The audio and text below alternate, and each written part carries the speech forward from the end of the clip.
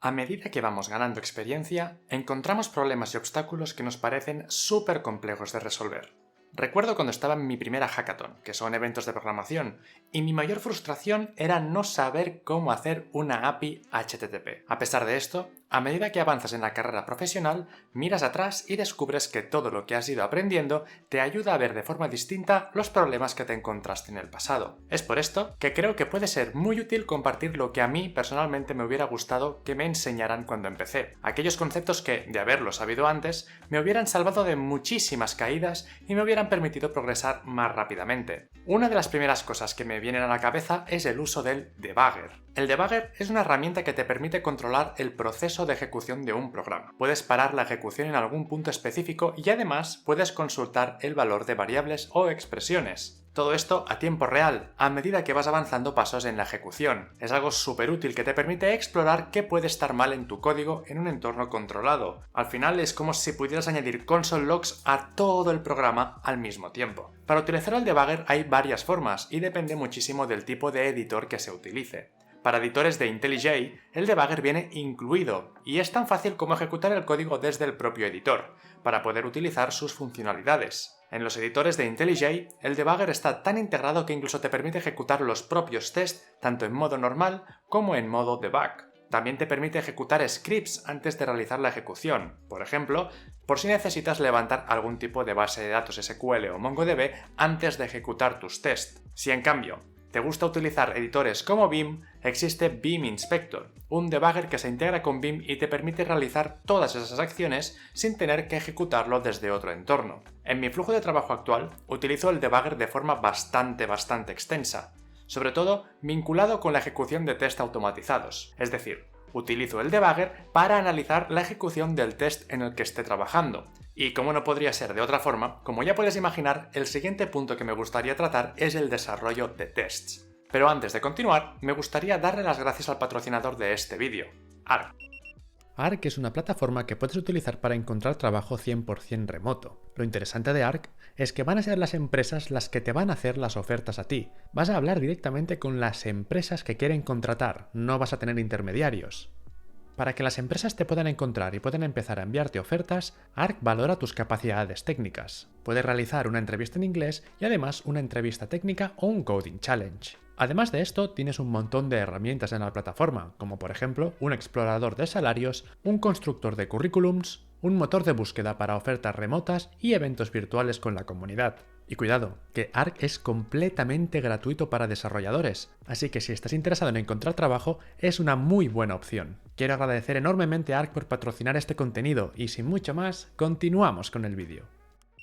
Me da la sensación de que es difícil encontrar un entorno en el que los tests se traten con la misma importancia a la que se trata el código ejecutable. He de decir que la implementación de una buena suite de test me ha ayudado muchísimo a tener seguridad, sobre todo sobre mis propios desarrollos y sobre los despliegues. La tranquilidad que te da poder tocar partes del código que quizá no controlas, sabiendo que va a haber una barrera de seguridad que va a evitar que lances algo que rompa cualquier otra cosa, no tiene precio. Recuerdo al principio de mi carrera donde realmente no realizaba test alguno. Estaba en un proyecto en el que era común entrar al servidor de producción por SSH y hacer un YOLO. Tocar ahí código sin ni siquiera preocuparte y reiniciar el servidor sin más. Y creedme, estoy seguro de que en muchísimos sitios encontraréis cosas como esta. No hace falta irse a un caso tan extremo. El hecho de no tener test hacía que lanzar cualquier cosa fuera siempre un problema. Siempre había miedo a haber roto algo o a no haber pensado en alguna afectación concreta que ese código podía tener. Eso, a su vez,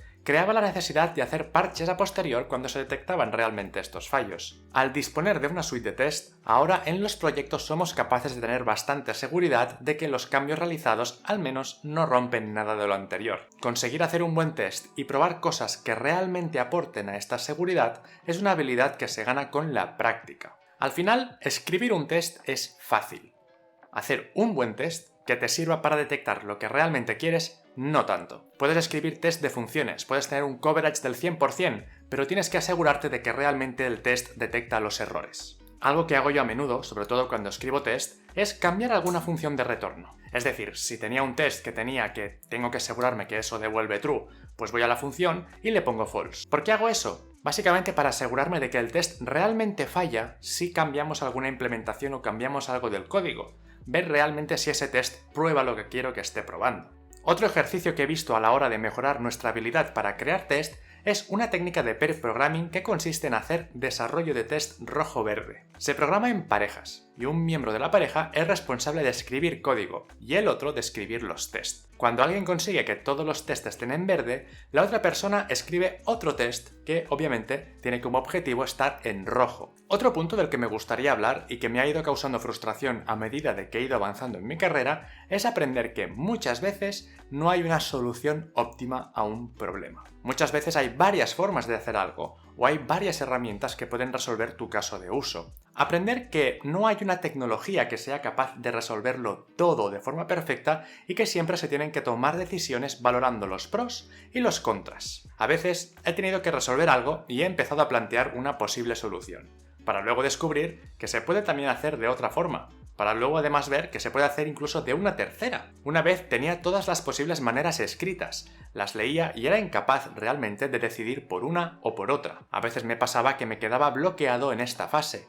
No tenía confianza sobre mi capacidad de decisión. Pensaba que me estaba dejando algo, que no estaba considerando algún caso concreto o que simplemente no conocía lo suficiente. La mayoría de veces, después de hablar con ingenieros con más años de experiencia que yo y más camino, enseñarles ese documento y ver que su primera reacción era algo como «Sí, claro, todo esto son posibles soluciones.